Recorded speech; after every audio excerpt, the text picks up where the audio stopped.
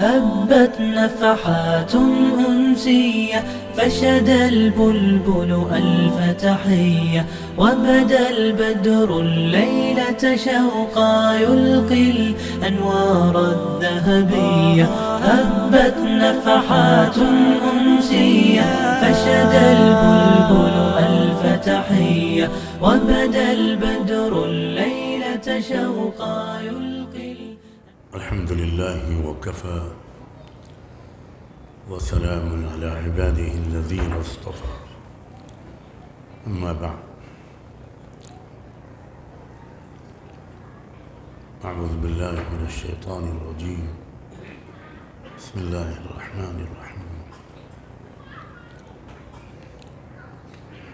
لقد أرسلنا رسلنا بالبينات وأنزلنا معهم الكتاب والميزان ليقوم الناس بالقسط وقال تعالى والذين كفروا بعضهم أولياء بعض إلا تفعلوه تكن فتنة في الأرض وفساد كبير وقال صلى الله عليه وآله وسلم انصر أخاك ظالما أو مظلوما أو كما قال صلى الله عليه وآله وسلم سبحان ربك رب العزة عما يصفون وسلام على المرسلين والحمد لله رب العالمين اللهم صل على سيدنا محمد وعلى آل سيدنا محمد وبارك وسلم اللهم صل على سيدنا محمد وعلى آل سيدنا محمد وبارك وسلم اللهم صل على سيدنا محمد وعلى آل سيدنا محمد وبارك وسلم قابل احترام علماء کرام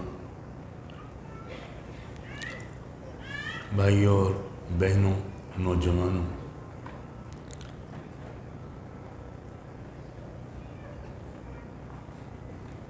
سب سے پہلے تو میں آپ کا شکر گزار ہوں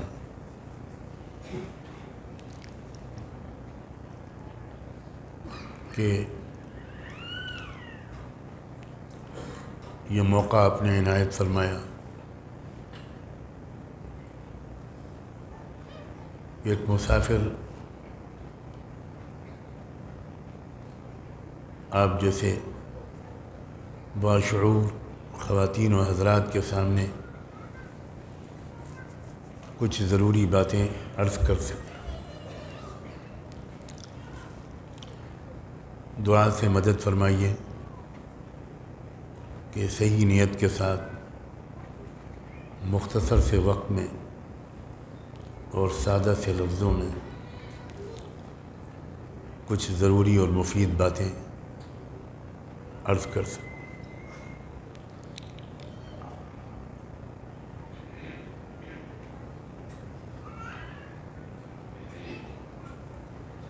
سورہ حدید کی ایک آیت میں نے شروع میں پڑھی تھی لقد ارسلنا رسلنا بالبينات وانزلنا معهم الكتاب والميزان ليقوم الناس بالقسط اس میں تمام انبیاء علیہ السلام کے اور تمام کتابوں کے بھیجے جانے کا ایک بہت اہم مقصد اللہ نے بیان فرمایا ہے دنیا میں انصاف کے نظام کا قیام صرف مسلمانوں کو انصاف ملے یہ اسلام کا مقصد نہیں ہے پوری انسانی برادری کو انصاف ملے یہ اسلام کا مقصد ہے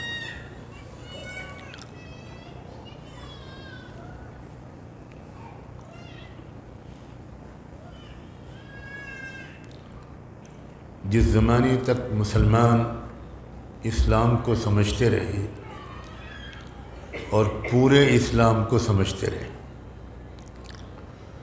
میں گزارش کروں گا کہ آپ میرے ایک ایک لفظ پر ذرا بہت توجہ کریں۔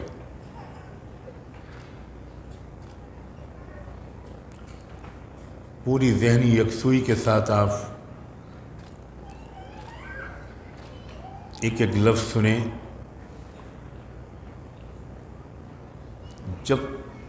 جب مسلمان پورے اسلام پر عمل کرتے تھے تو وہ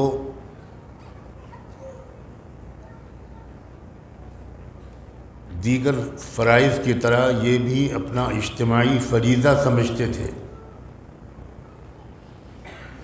کہ دنیا کے ہر مظلوم کی مدد کریں، ہر کمزور کی مدد کریں، ہر ایک کو اس کا حق دلائیں۔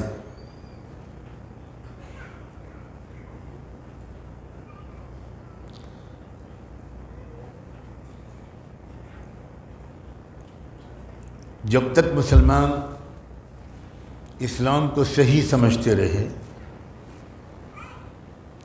اور پورے اسلام کو سمجھ کر اس پر عمل کرتے رہے، مسلمان مرد بھی، مسلمان عورتیں بھی، مسلمان شہری بھی، مسلمان دیہاتی بھی، مسلمان تاجر بھی،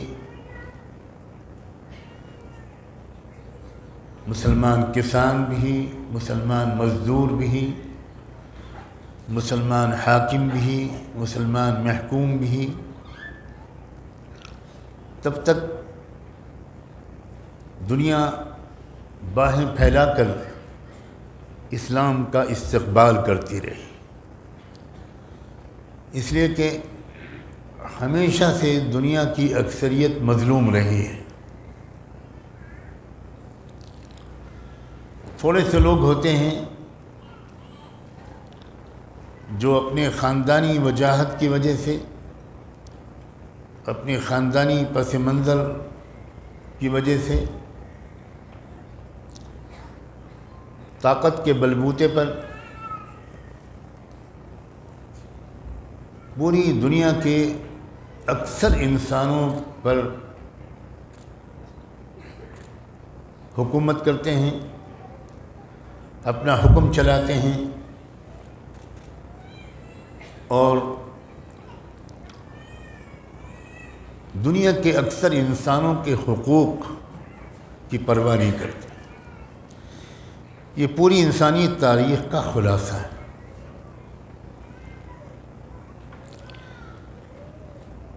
جب رحمت دو عالم صلی اللہ علیہ وآلہ وسلم اللہ کا آخری پیغام لے کر آئے اور ان کے ذریعے جن لوگوں نے اسلام کو سمجھا، وہ صرف نماز روزے والا نہیں تھا،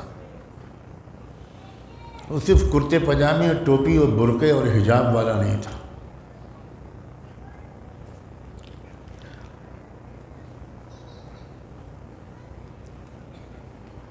ایک ایک شخص کے ذہن میں یہ مقصد بالکل واضح ہوتا تھا، بالکل شروع سے، کہ اب میرا کام یہ ہے کہ جہاں تک ہو سکے میں انصاف دلاؤں، انصاف دلانے کی جد و جہد میں حصہ لوں، اپنا وقت لگاؤں، اپنی صلاحیت پیش کروں، اپنا مال خرچ کروں، اپنی جان دینے کی ضرورت پڑے تو آگے بڑھ کر اپنی جان دوں، میرے ہوتے ہوئے ظلم ہوتا رہے انسانوں پر، میرے ہوتے ہوئے ظلم ہوتا رہے غریبوں، کسانوں، مزدوروں پر، یتیموں، بیواؤں اور عورتوں پر۔ یہ تصور مسلمان کے ذہن میں نہیں آتا تھا۔ مسلمان بد دعا پر اکتفا کرنے والی امت نہیں تھی۔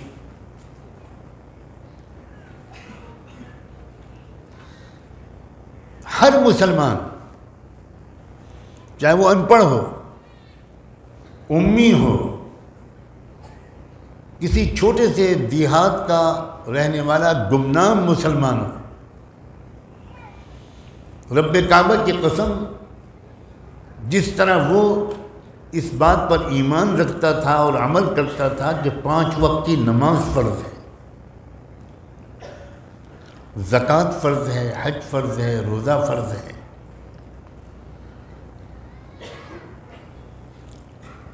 اسی طرح وہ سمجھتا تھا کہ ان 4 انفرادی فرائض کے ساتھ ایک 5واں اجتماعی فریضہ، قومی فریضہ، ملی فریضہ یہ بھی ہے کہ جس قدر ہو سکے چھوٹے دائرے سے لے کر بڑے عالمی دائرے تک میں مظلوموں کی مدد میں شریک ہو سکوں، میں ظلم کو کمزور کر سکوں، ظالم کو کمزور کر سکوں، مظلوموں کو ظلم سے چھٹکارا دلا سکوں۔ یہ ایک عام ادراک اور احساس تھا ہر مسلمان مرد اور عورت کا۔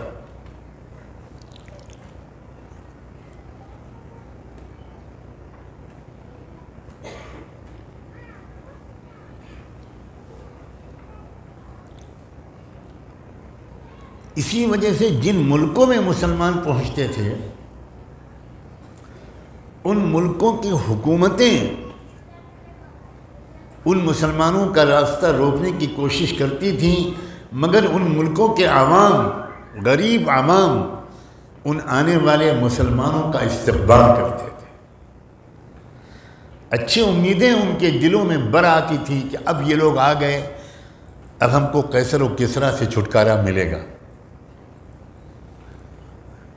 اب ہم کو اس ڈسکریمنیشن پر بیس سسٹم سے چھٹکارا ملے گا۔ یہ جو نسلی غرور رکھنے والی قومیں، کچھ قبیلے، کچھ لوگ ہم پر حکمراں ہمیں غلام بنا رکھا ہے،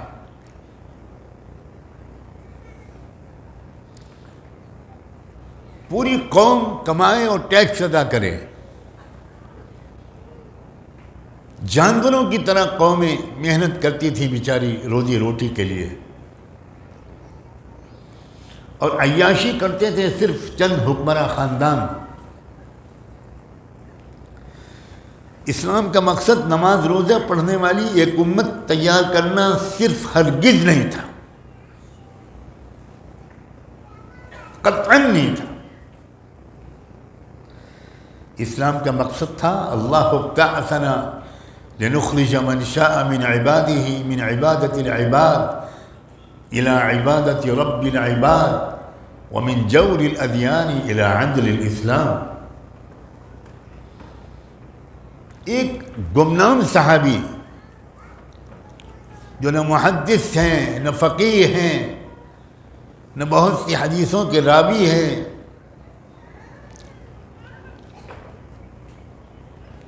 پرشین امپائر کا آرمی چیف، سپر پاور کا چیف آف آرمی اسٹاف، اس صحابی سے پوچھتا ہے کہ مدینے سے تم لوگ یہاں آئے ہو، ہماری سلطنت میں، سپر پاور میں کیا کرنے آئے ہو؟ کیا مقصد ہے تمہارے آنے کا؟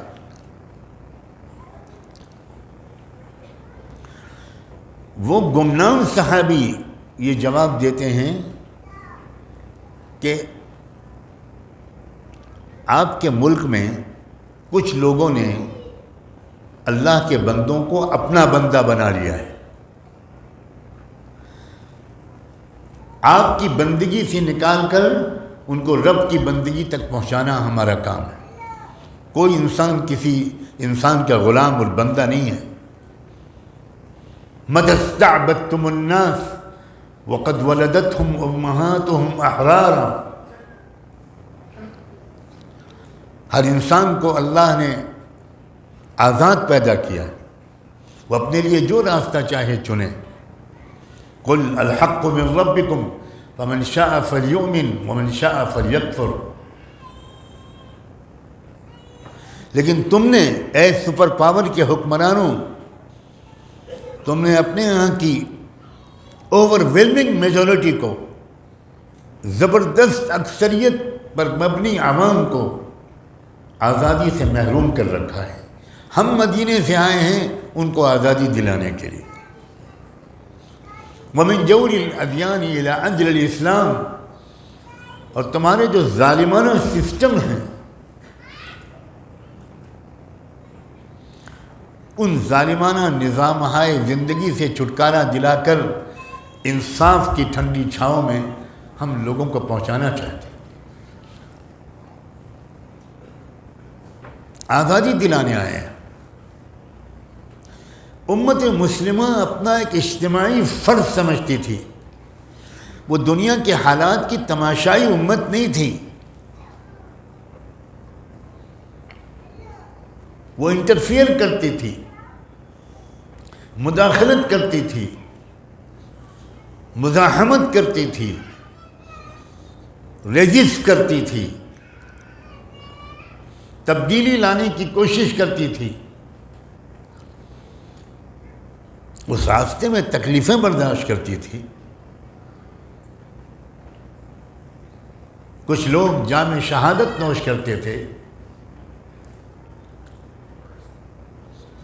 جانوں کا نذرانہ پیش کرتے تھے. جب سے مسلمانوں نے بحیثیت امت یہ اجتماعی فریضہ بھلایا اور صرف عافیت کے ساتھ کھاتے پیتے رہنے کو اپنی زندگی کا واحد مقصد بنایا، اپنی صلاحیتوں کا کے استعمال کا واحد مصرف بنایا، تب سے پوری امت مسلمہ پر ذلت ذلت اور ذلت اور ذلت.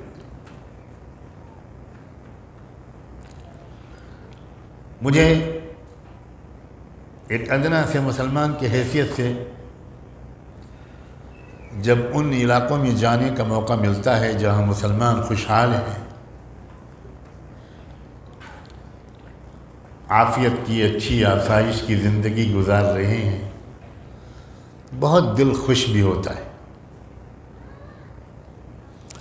اپنے بھائیوں بہنوں کو، اپنے نوجوانوں کو، اپنے قوم کے بزرگوں کو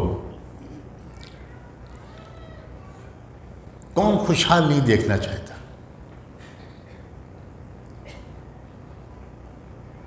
کون ایسا شقی القلب ہوگا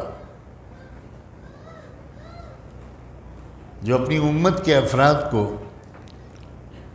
زندگی کو انجوائے کرتے ہوئے، زندگی کی سہولتوں سے فائدہ اٹھاتے ہوئے دیکھ کر خوش نہ ہوتا؟ لیکن میں اپنے دل کو کیا کروں؟ میرا دل میرے بس میں نہیں ہے. ایک طرف مجھے ان علاقوں میں جا کر جہاں اپنے بھائیوں بہنوں کو، اپنے نوجوانوں کو چمچماتی ہوئی کاروں میں سفر کرتا ہوا دیکھتا ہوں، قدرے سکون اور خوشحالی کی زندگی گزارتے ہوئے دیکھتا ہوں، تو ایک طرف جہاں بے حد خوشی ہوتی ہے، وہیں مجھے یہ احساس بھی ہوتا ہے کہ اللہ جانے ان میں سے کتنے لوگ ہیں جو اپنی پوری اجتماعی ذمہ داریوں کو بھی ادا کر رہے ہیں. ان میں سے کتنے لوگ ہیں کہ جن کو اس بات کا احساس ہے کہ مثلاً میں اپنے وطن انڈیا کے بارے میں کہوں کہ آج انڈیا جو بڑی ڈینگیں مارتا ہے اپنی اکنامک ترقی کے بارے میں، دھوکے میں ڈالتا ہے عالمی رائے عامہ کو، اس انڈیا میں 80 کروڑ عوام اگر ان کو 5 کلو حکومت کی طرف سے فری راشن نہ ملے تو گلیوں میں ان کی لاشیں سڑ جائیں اور کتے کھا لیں. 5 کلو راشن پوری فیملی کو 80 کروڑ فیملیز کو حکومت ہند دینے پر مجبور ہے، اس لیے کہ ملک کی غالب اکثریت بہت زیادہ غریب ہے۔ کیا مسلمانوں میں کبھی یہ مشورہ بھی ہوا ہوگا؟ میں بدگمانی سے اللہ کی پناہ مانگتا ہوں، لیکن میں اپنا پیغام دیے بغیر جانا گناہ کبیرہ سمجھتا ہوں۔ آپ کو خوش کرنے کے لیے میں نہیں آیا ہوں، اللہ کو ناراض کر کے۔ اگر مسلمان پہلے والے مسلمان ہوتے اور وہ اپنا اجتماعی ذمہ داری کا احساس رکھتے، اپنے وطن کے باخبر لوگوں سے رابطہ رکھتے اور ان سے پوچھتے کہ ہم اپنے وطن کی ترقی میں، غریبوں کی خدمت میں کیا کر سکتے ہیں، تو اپنے اپنے وطنوں کو اس غربت سے، اس جہالت سے، ان مظالم سے جو ظلم کے پہاڑ توڑے جا رہے ہیں، آج یہاں کسی کو مار دیا گیا، آج وہاں کسی کو مار دیا گیا، کیا پوری دنیا میں پھیلے ہوئے مسلمان اگر اجتماعی طور پر 40% مسلمان بھی اپنی ذمہ داریوں کو ادا کرتے تو میں چیلنج کے ساتھ کہہ سکتا ہوں آپ عالمی نقشہ بدل سکتے ہیں، عالمی حالات میں مثبت تبدیلی لا سکتے ہیں۔ لیکن عجیب انفرادی ذہن بن گیا ہے۔ مجھے یہ کہنے میں کوئی تکلف نہیں ہے کہ انفرادی ذہن کا اسلام سے کوئی تعلق نہیں۔ من لم یہتم بامر المسلمین فلیس منہم۔ اسلام کرتے پجامے، ٹوپی اور داڑھی کا نام نہیں ہے۔ اسلام صرف نماز، روزے اور تلاوت کا نام نہیں ہے۔ ان انفرادی اعمال سے دنیا میں اسلام نہیں پھیلا تھا۔ دنیا میں اسلام پھیلا تھا انسانیت کی محبت سے۔ لاکھوں عورتوں نے اپنے زیورات پیش کیے تھے۔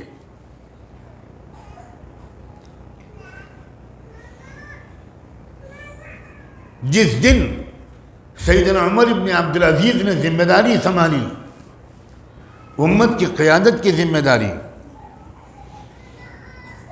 سیدھے وہ اپنے گھر میں آئے۔ عمر بن عزیز آج کل کے لحاظ سے بلینائر تھے، ملینائر نہیں۔ وہ سیدھے انہوں نے باہر کوئی نصیحت کرنے سے پہلے اور مسجد میں جا کر کوئی واعظ کہنے اور خطبہ دینے سے پہلے اپنے گھر میں آئے اور اپنی شریک حیات، اپنی محبوب بیوی فاطمہ سے کہا، فاطمہ اب ہم کو اپنی زندگی کا معیار بدلنا ہوگا۔ جس طرح اب تک ہم لوگ زندگی گزارتے رہے، اب نہیں۔ میں نے اپنے سارے لباس بیت المال میں جمع کر دیے ہیں، 2 جوڑے چھوڑے ہیں۔ تم بھی اپنے زیورات بیت المال میں جمع کرو۔ اب ان زیورات پر صرف تمہارا حق نہیں ہے، پورے عالم اسلام میں ایک بھی غریب عورت اگر غربت کے ساتھ رہی تو عمر اور تم فاطمہ دونوں جہنم کا ایندھن بنے گے۔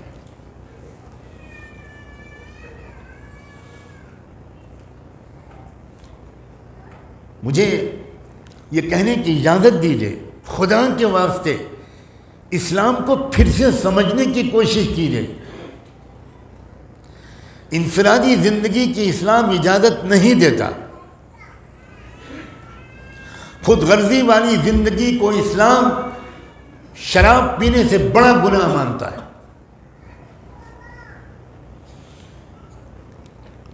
ہر پہلو سے سماج کی ترقی ہو، پورے معاشرے کی ترقی ہو،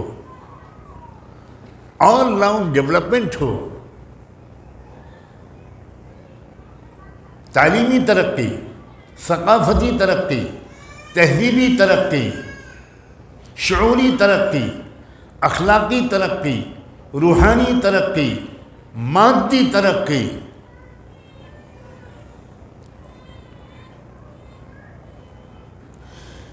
اسلام صرف روحانی اور اخلاقی ترقی کا داعی نہیں ہے،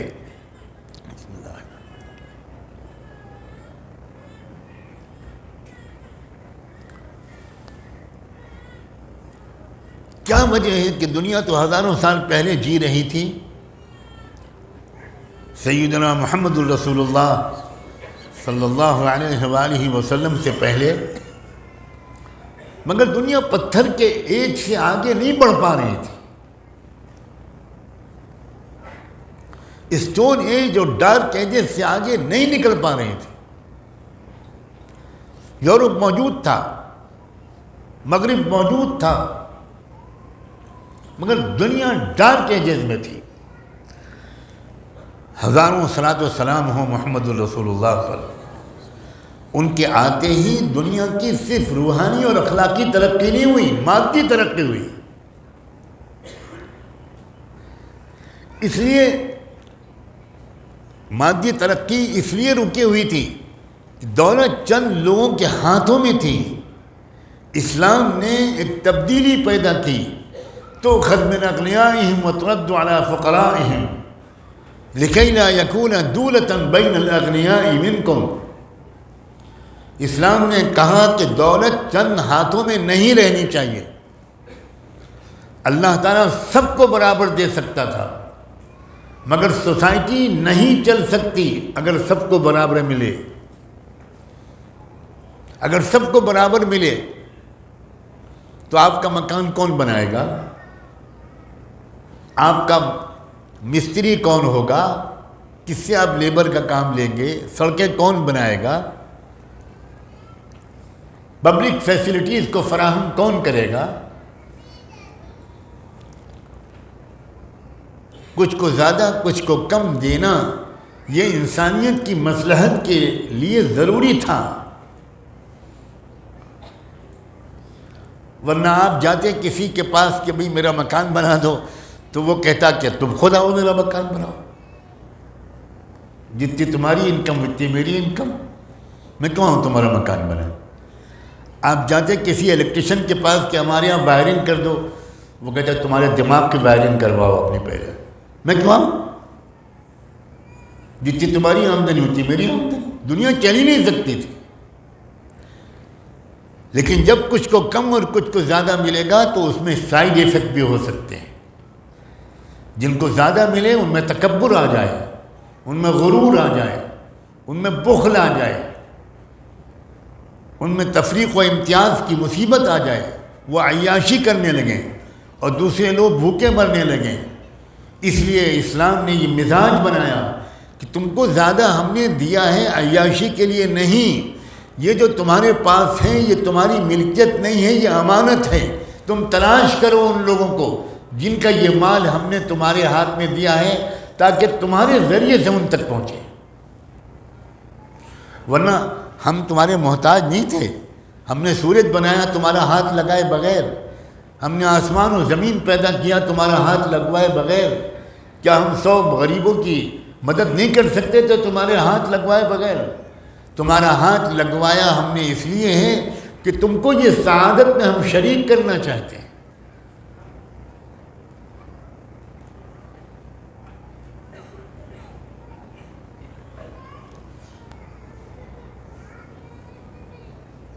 دو احساسات ہیں جو مجھے بے چین کرتے ہیں ہمیشہ۔ 40-45 سال ہو گئے، خوشحال معاشروں کو دیکھ کر دل بہت خوش ہوتا ہے، کیونکہ ہم جن ملکوں میں رہتے ہیں ملکوں میں غربت ہی غربت، ایسی غربت ہے کہ ناقابل بیان، ناقابل دید۔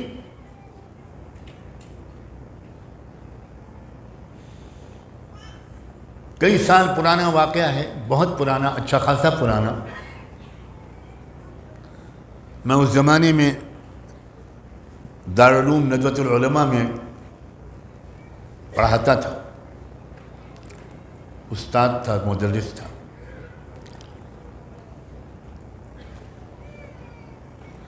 میں اپنے گھر سے پیدل جایا کرتا تھا اور پیدل آیا کرتا تھا، تقریباً 2.5-3 کلومیٹر کا فاصلہ ہوگا۔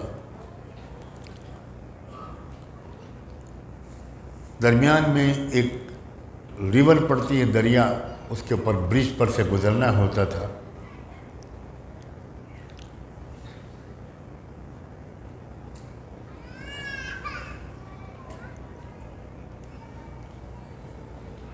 میں نے دیکھا کہ ایک نوجوان عورت اپنے ننھے سے بچے کو گود میں لیے ہوئے پل پر کھڑی ہے اور نیچے دریا میں دیکھ رہی ہے۔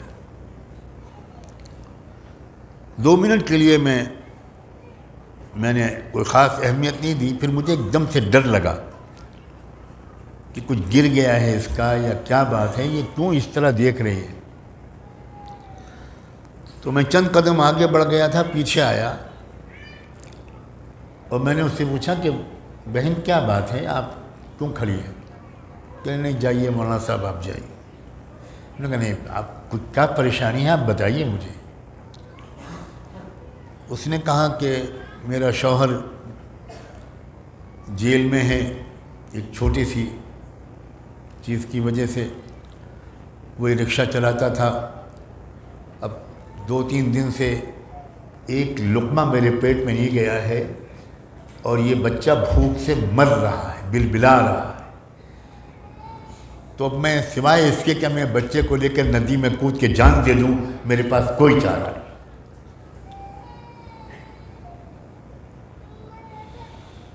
اب آگے اس کے بعد اللہ نے مجھے کیا توفیق دی، کس طرح اللہ نے اپنی اس بندی کی جان بچائی، آگے کس طرح کوشش کر کے اس کے شوہر کو جیل سے رہا کرانے کے سلسلے میں بھی اللہ نے بڑی مدد فرمائی۔ اس کے بعد مجھے خیال ہوا کہ یہ تو اتفاق سے ایک واقعہ میرے علم میں آ گیا، کیوں نہیں ہم شہر بھر کی مسجد کے لوگ جڑیں، ہر مسجد کے کچھ ذمہ دار ساتھی، اور یہ میں نے ترغیب دی کہ ہم میں سے ہر شخص اپنی چاروں طرف کی آبادی کے ایک ایک گھر کی خیریت پوچھے۔ اللہ جانے کس گھر میں کیا پریشانی ہو اور ہمیں علم ہی نہ ہو۔ آہستہ آہستہ یہ کام اس قدر قبولیت پایا، اس قدر قبولیت پایا کہ ہزاروں ہزار گھروں میں کہ حالات کو دیکھ کر اور ہر مسجد کے نمازیوں کو اپنے چاروں طرف کے لوگوں کی مدد کرنے کی، خدمت کرنے کی توفیق ملی، ایک ہوا چل گئی۔ اس وقت اندازہ ہوا کہ ہم لوگ کتنی کوتاہی کر رہے ہیں، جو کام نہیں کر سکتے اس پر آپس میں باتیں کرتے رہتے ہیں، اور جو کر سکتے ہیں اس کے کرنے میں عملی طور پر ہم بہت کوتاہی کرتے ہیں، بہت کوتاہی کرتے ہیں۔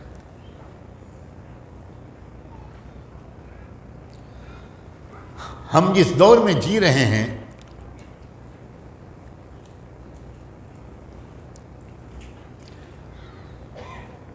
اس دور کے یہ حالات جو اس وقت ہیں،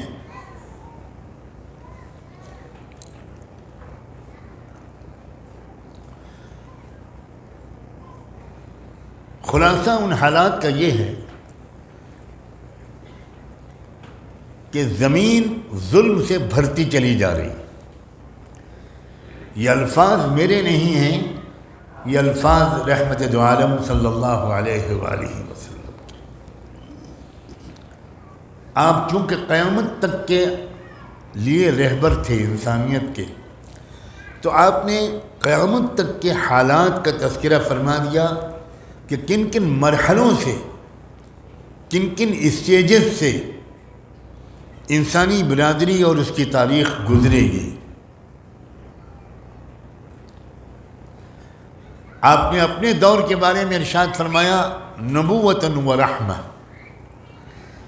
اپنے دور کے بارے میں فرمایا کہ میرا دور نبوت کا ہے اور رحمت کا ہے۔ میں آپ حضرات سے گزارش کرتا ہوں، یہ رحمت کا لفظ کیوں بولا؟ آپ نے نبوت اور اسلام کا دور نہیں بولا، نبوت اور ہدایت کا دور نہیں بولا، نبوت اور تقوی کا دور نہیں بولا، نبوت اور رحمت کا دور۔ اللہ نے آپ کو وما ارسلناک الا رحمتا للعالمین کیوں کہا؟ بنیادی خصوصیت، مرکزی خصوصیت اسلام اور پیغمبر اسلام صلی اللہ علیہ وآلہ وسلم کی ہے انسانیت پر شفقت، انسانیت سے محبت، دکھ درد بانٹنا، مظلوم کو اس کا حق دلانا، ظالم کو ظلم سے روکنے کی ممکن کوشش کرنا، یہ ہے اسلام کا مغز اور روح۔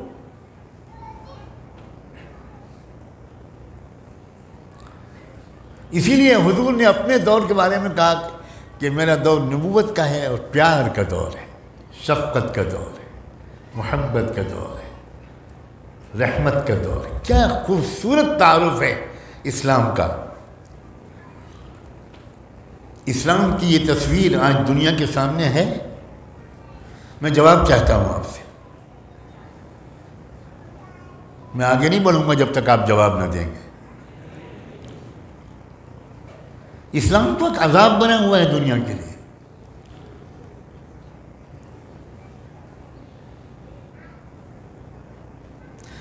اگر مسلمان عمل کر رہے ہوتے رحمت و شفقت کے تقاضوں پر تو دنیا ہزار مسلمانوں کو دہشت گرد ثابت کرتی، دنیا کے اکثر انسان تسلیم کرنے سے انکار کرتے۔ دنیا بولتی کہ تم دہشت گرد ہو، مسلمان دہشت گرد نہیں ہے۔ ہماری اور آپ کی اکثریت تماشائی بنی ہوئی ہے۔ ہم محسوس ہی نہیں کرتے کہ ہماری ذمہ داری ہے ہم کچھ کریں۔ عام آدمی کے اگر سمجھ میں نہیں آتا تو جاننے والوں سے پوچھیں کہ ہم فلاں ملک میں رہتے ہیں، ہمارے ملک کے یہ حالات ہیں، اس ملک میں ہم ظلم کو روکنے اور کم کرنے ہیں، مظلوموں کی مدد کے لیے کیا کر سکتے ہیں؟ سوال تو ذہن میں پیدا ہو، جواب تلاش تو کریں جواب دینے والوں کی صلاحیت رکھنے والوں سے۔ عجیب انفرادی زندگی مسلمانوں کی ہو گئی۔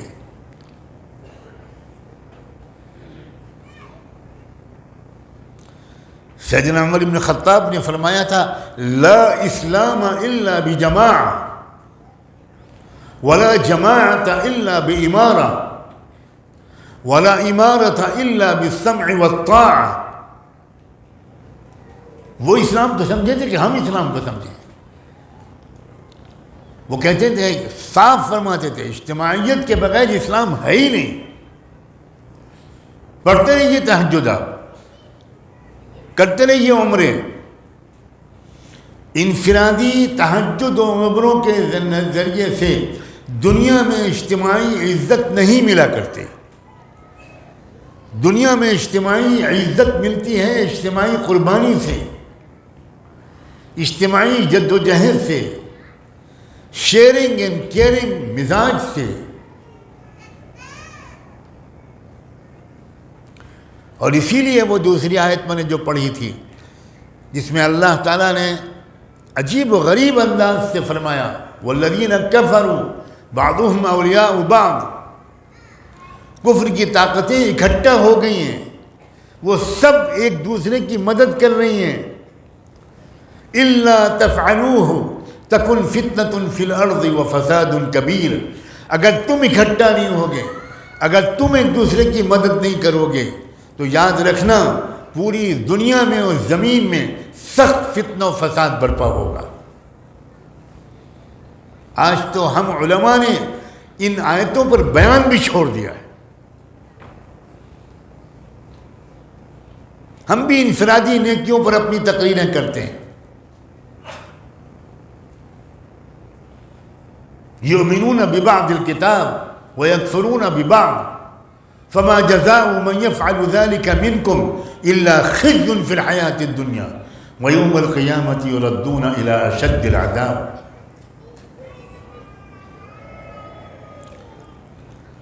قابل احترام خواتین و حضرات،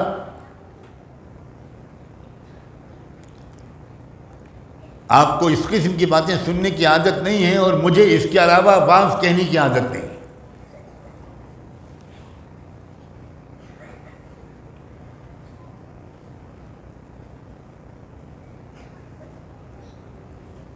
خدا کے لیے سوچئے، آپ یہاں بیٹھ کر اپنے اپنے ملکوں کے حالات کے بارے میں کیا خدمت انجام دے سکتے ہیں، کیا کیا کر سکتے ہیں آپ.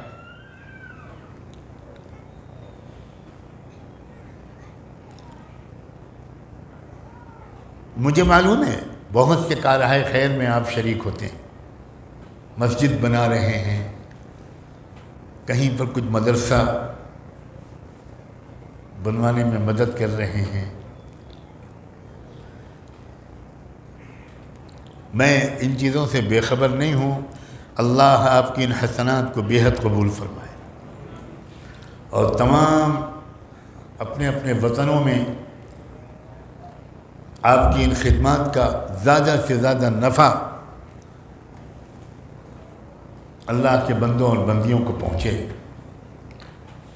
لیکن میرا خیال یہ ہے کہ اپنے اپنے ملکوں میں انصاف کے نظام کو قائم کرنے کے سلسلے میں، مظلوموں کی مدد کے سلسلے میں، ظلم کی طاقتوں کو کمزور کرنے کے سلسلے میں، قیدیوں کی رہائی کے سلسلے میں،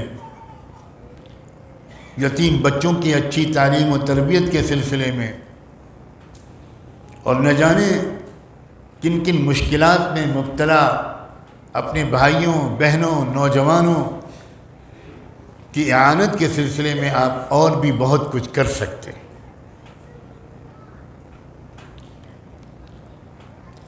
بار بار کا تجربہ ہے کہ وقتی طور پر توجہ دلانے کے نتیجے میں تھوڑی دیر کے لیے کچھ بیداری آتی ہے، لیکن وہ بیداری کتنے دیر تک باقی رہتی ہے یہ فیصلہ میں آپ پر چھوڑتا ہوں. سب اپنی اپنی زندگی میں مست ہو جاتے ہیں.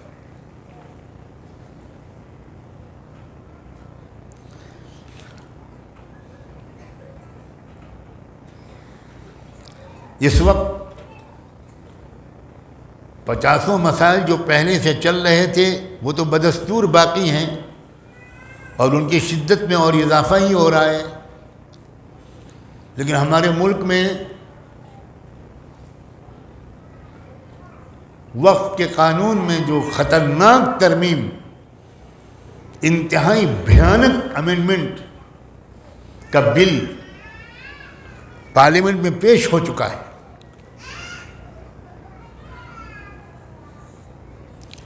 مجھے نہیں معلوم آپ میں سے کتنے لوگوں کو اس کی فکر ہے، کتنے لوگوں کو اس کے بارے میں معلومات ہیں.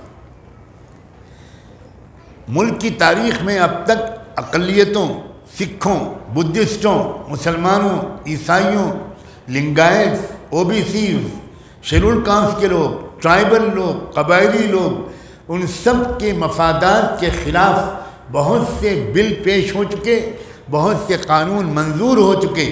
لیکن میں اپنی معلومات کی روشنی میں کہتا ہوں 1947 آزادی کے بعد سے بھارت میں اتنا ظالمانہ قانون بنانے کی کبھی کوئی کوشش نہیں کی گئی جتنا ایک وقف امینڈمنٹ بل کے ذریعے سے کی جا رہی ہے. مجھے بالکل نہیں معلوم کہ آپ بھی اس سلسلے میں چوکنا ہیں کہ نہیں.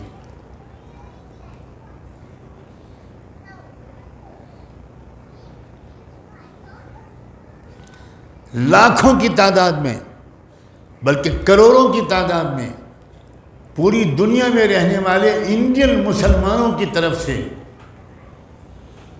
جواب جانا چاہیے.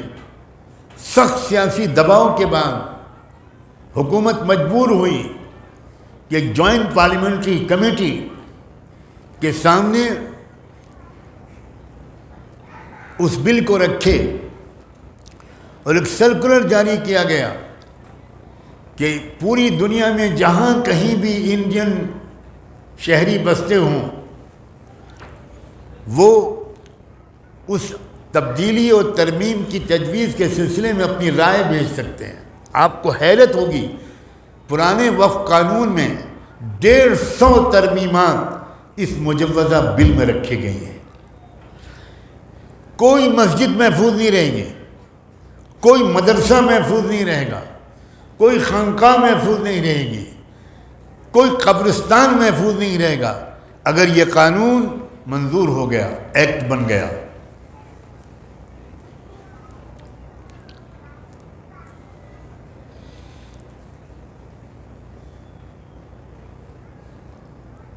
میں خوشگمانی بھی نہیں کر پا رہا ہوں اور بدگمانی سے بھی ڈر لگتا ہے۔ میرا خیال یہ ہے کہ آپ میں سے بہت سوں کے سامنے اس وقت پہلی بار یہ بات آ رہی ہے، اس کی سنگینی، اس کی اہمیت، اور یہ بات کہ آپ یہاں سے بیٹھ کر اس کے بارے میں اپنی رائے دے سکتے ہیں۔ مسلمان جماعتوں اور تنظیموں نے آل انڈیا مسلم پرسنل بورڈ کی قیادت میں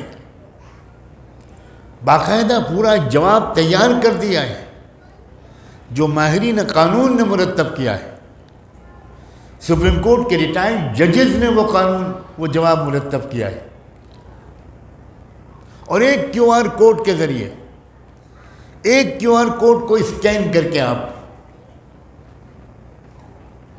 بہت آسانی سے کلک کر کے آپ کا جواب سیدھے اس پارلیمانی کمیٹی تک پہنچ جائے گا۔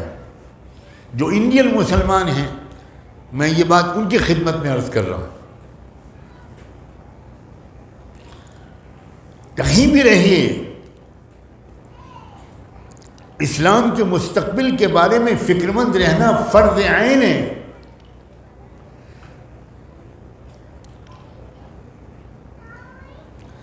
میں نے یہ جو بات کہی تھی کہ جب بھی کہیں ایسے علاقوں میں جانا ہوتا ہے جہاں الحمدللہ چشم بد دور، اللہ نظر بد سے بچائے، نسبتاً بہتر حالات میں ہمارے بھائی اور بہنیں فیملیز رہتی ہیں تو خوشی بھی ہوتی ہے، لیکن جس غفلت کی نیند میں ہیں ہمارے بھائی اور بہن، اس کو دیکھ کر بہت دکھ ہوتا ہے، بہت دکھ ہوتا ہے۔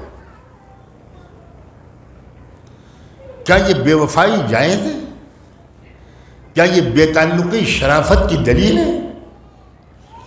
آپ اپنے ملک کی مسجدوں کو چھوڑ آئے ہیں کہ بنا لو اس میں مندر، آپ چھوڑ آئے ہیں اپنے قبرستانوں اور اوقاف کو۔ آج کے مسلمان خود تو کیا وقف کرتے، وہ آبا و اجداد کی وقف کردہ جائیدادوں پر قابض ہیں اور ان کو بیچ رہے ہیں۔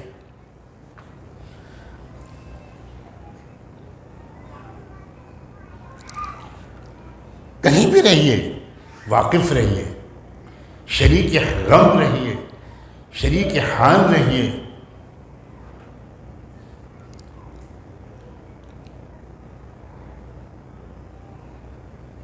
مجھے جدے میں ایک ہندو لیڈی ڈاکٹر نے بتایا تھا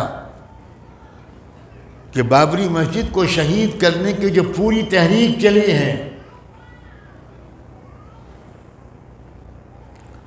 اس پوری تحریک کو سب سے زیادہ جو فائننس کیا ہے وہ گلف کنٹریز میں رہنے والے ہندوؤں نے اور امریکہ میں رہنے والے ہندوؤں نے کیا ہے۔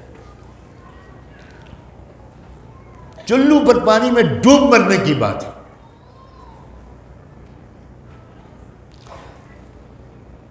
آپ نے عنوان دیا مجھے کہ زمانے حالات کے نئے چیلنجز اور ان کا مقابلہ ہم کیسے کریں۔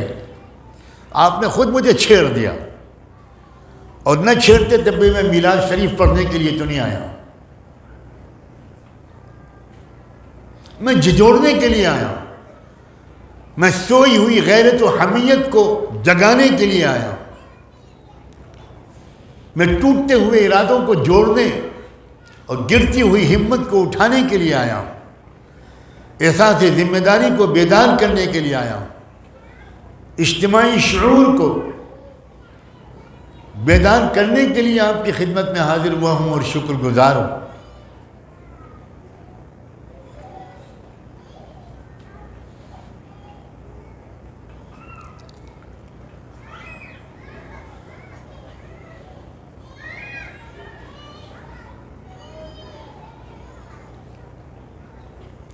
دوسروں کو انصاف دلانا تو چھوڑیں، مسلمانوں کی اکثریت تو خود اپنے اوپر ہونے والے ظلم کا مقابلہ کرنے میں کوئی ایکٹیو پارٹیسپیشن کرتی ہوئی دکھائی نہیں پڑتی، سب اپنی اپنی دنیا میں مست ہیں، بہت مطمئن اور خوش ہیں۔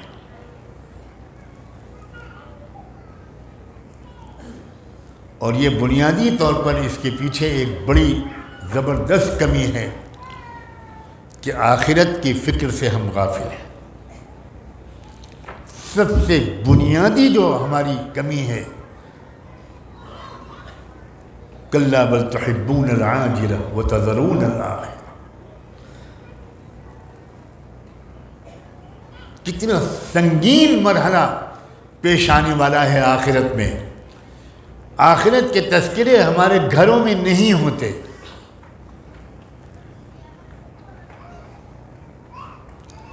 آخرت کو ایک ایسا موضوع بنا دیا گیا ہے کہ کوئی مولوی صاحب آئیں، کوئی مولانا صاحب آئیں اور وہ کوئی تقریر کرے تو اس میں آخرت پر بات کر لیں گے۔ اب تو ہم جیسے علماء نے آخرت پر بات کرنا چھوڑ دیا۔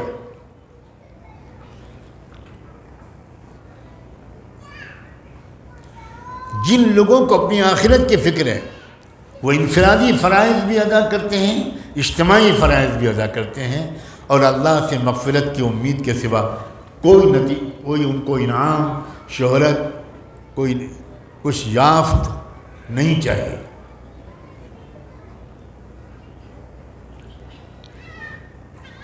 یقینی طور پر ہم میں سے ایک سے آخرت میں پوچھا جائے گا،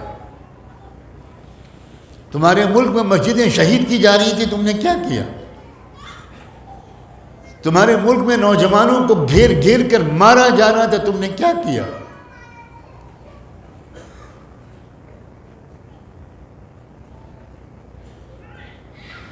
تمہارے گھر میں 80 کروڑ، تمہارے ملک میں 80 کروڑ لوگ، 80 کروڑ ملک کی آبادی کا آدھے سے بڑا حصہ، یہ وہ ملک ہے جو وشو گرو بننے کا دعویٰ کرتا ہے۔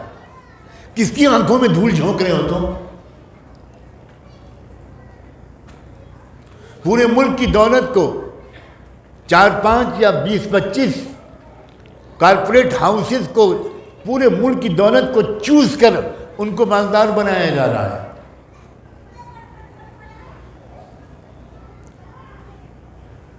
لاکھوں کسان خودکشی کر چکے ہیں، روزانہ 20 سے 25 کسان روزانہ خودکشی کر رہے ہیں۔ کیا ہو رہا ہے؟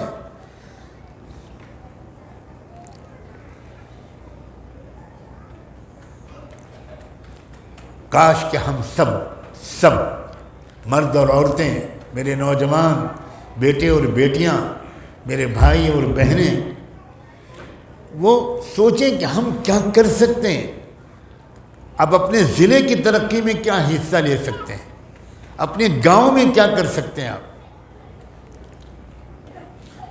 ہر شخص اگر اپنے چھوٹے سے پڑوس کے ماحول میں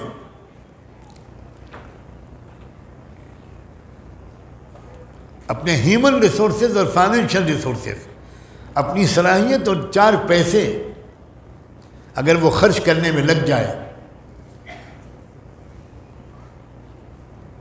تو واللہ بہت خاموشی کے ساتھ پورے ملک میں بہار لائی جا سکتی۔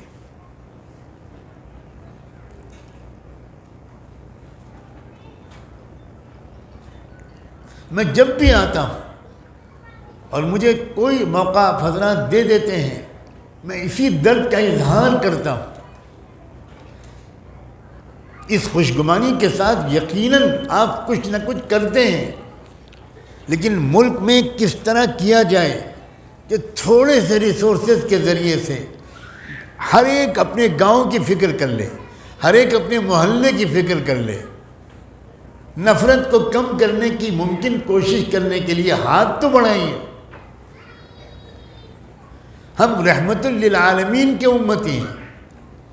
اللہ نے کیوں نہیں فرمایا وما ارسلناک الا ہادیا للعالمین؟ فما وما ارسلناک الا رحمۃ للعالمین۔ اسلام کا جو جوہر غالب ہے وہ رحمت ہے، اور للعالمین لیس للمسلمین۔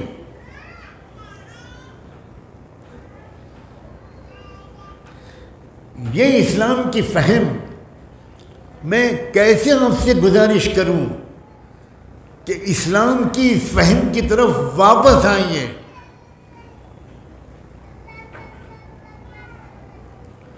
روایتی قسم کی جو فہم اسلام کی چل رہی ہے وہ ناکافی ہے۔ دیکھتے ہی دیکھتے دنیا میں انقلاب آ گیا تھا۔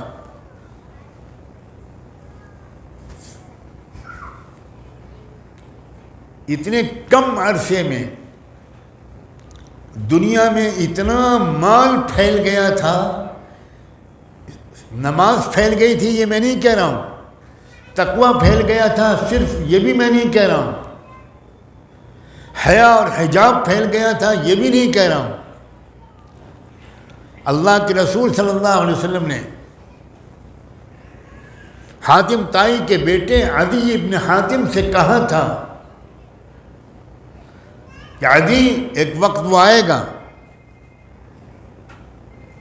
جب حیرہ سے چل کر مکہ مکرمہ آئے گی ایک اکیلی عورت سر سے پیر تک سونے میں لدی ہوئی، اسے کسی کا خوف نہیں ہوگا۔ اور عدی ابن حاتم نے گواہی دیتے ہوئے کہا کہ میں نے اپنی آنکھوں سے دیکھ لیا، حیرہ سے چلی ہوئی ایک عورت آئی اکیلی اور اس نے خانہ کعبہ کا طواف کیا۔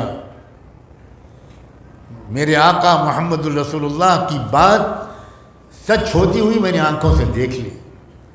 عدی ایک وقت آئے گا کہ زکوٰۃ تقسیم کرنے والا پورے عالم اسلام میں گھومے گا، کوئی زکوٰۃ قبول کرنے والا نہیں ملے گا۔ عمر ابن عبدالعزیز کے دور میں وہ وقت آ گیا۔ اس قدر خوشحالی پھیل گئی،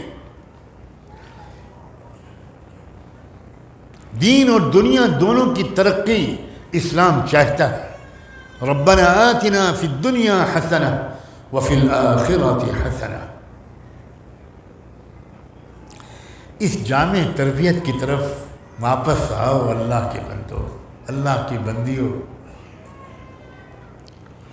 آپ خبریں سنتے ہیں اور یقیناً غمگین ہوتے ہیں، رنجیدہ ہوتے ہیں، شرمندہ ہوتے ہیں کہ ہماری لڑکیاں تیزی کے ساتھ مرتد ہو رہی ہیں۔ کبھی ملک میں یہ اس طرح کے ارتداد کی سونامی میرے علم میں تو نہیں ہے کہ پہلے کبھی آئی تھی، اکا دکا واقعات ہوتے ہوں گے۔ اب تو یہ حالت ہے کہ ایک ایک ضلع میں، چھوٹے سے چھوٹے علاقے میں کہیں 40 لڑکیاں، کہیں 50 لڑکیاں، کہیں 15 لڑکے مرتد ہو چکے ہیں۔ ایک حافظ قرآن لڑکی، میری بہنیں غور سے سنیں، ایک لڑکی جو حافظ قرآن تھی وہ ایک ہندو لڑکے کے ساتھ مندر میں گئی، اس نے دھرم پریورتن کیا، وہ ہندو بنی، اس کے ساتھ شادی کی مندر میں۔ باہر نکل کر میڈیا والوں سے اس نے کہا کہ میں نے وشنو بھگوان کے سامنے سنکلپ لیا ہے کہ میں 10,000 مسلمان لڑکیوں کو مرتد بناؤں گی۔ نیند حرام ہوئی کسی کی؟ کسی کے دل میں، سینے میں آگ لگی؟ کیا مر گئی ہے غیرت قوم کی؟ کیا ہو گیا ہے؟ کیا آپ میں سے کسی نے یہ خبریں سن کر 2 رکعت نماز پڑھی، سجدے میں گر کر 2 آنسو بہائے؟ آپ سمجھتے ہیں کہ یہ چاند اور سورج کی خبریں ہیں؟ جناب آپ کے وطن کی خبریں ہیں، آپ کے گاؤں کی خبریں ہیں، اور ہو سکتا ہے خدا نخواستہ آپ کے خاندان کی خبریں ہوں۔ کیا ہو رہا ہے؟ کیوں لڑکیاں مرتد ہو رہی ہیں؟ بنیادی طور پر مجرم وہ لڑکی بعد میں ہے، نہیں ہے، اصل مجرم اس کے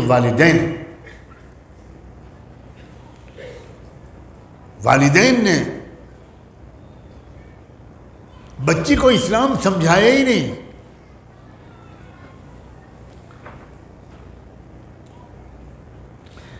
نہ ماں نے سمجھایا نہ باپ نے سمجھایا. باپ کاروبار میں لگا ہوا ہے، 2 بجے رات کو 12 بجے رات کو گھر واپس آتا ہے، ماں ٹی وی پہ دیکھتی رہتی ہے. کوئی بچوں کو کسی نے اسلام سمجھایا ہی نہیں. اور باہر کیا ہو رہا ہے؟ پوری ٹریننگ دی جا رہی ہے لاکھوں نوجوانوں کو. میں پرسنلی واقف ہوں. لاکھوں نوجوانوں سے کہا جا رہا ہے اگر ایک لڑکی کو لے کر آؤ گے تو 2.5 لاکھ روپے کا چیک تم کو فوراً ملے گا، ایک مکان ملے گا اور جاب ملے گا. ایک طرف یہ حملہ ہے، ایک طرف امت مسلمہ کے نوجوانوں سے اسلام اور ایمان کو چھین لینے کا یہ حیوانی جذبہ ہے، اور ایک طرف ایسی غفلت ہے جس کی مذمت کے لیے میرے پاس الفاظ نہیں. کوئی بے چینی نظر نہیں آتی، کوئی بے قراری نظر نہیں آتی.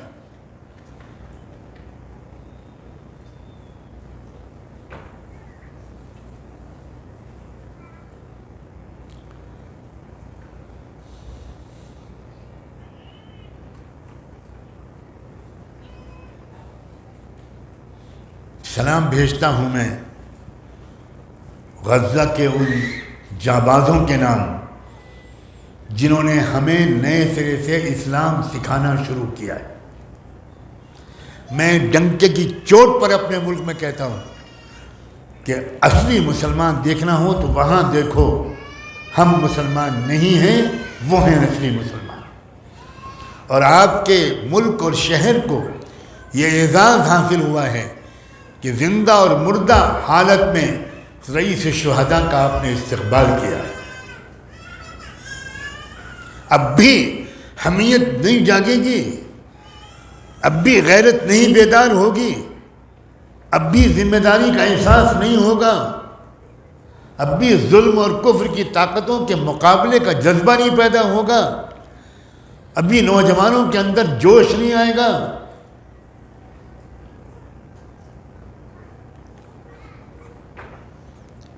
اب بھی اپنی اجتماعی ذمہ داریوں کا احساس نہیں جاگے گا تو کب جاگے گا؟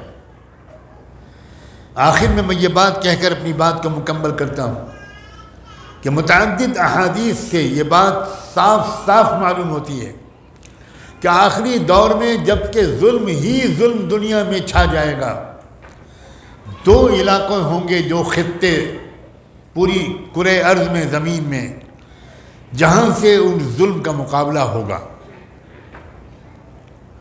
ایک علاقہ ہے بیت المقدس،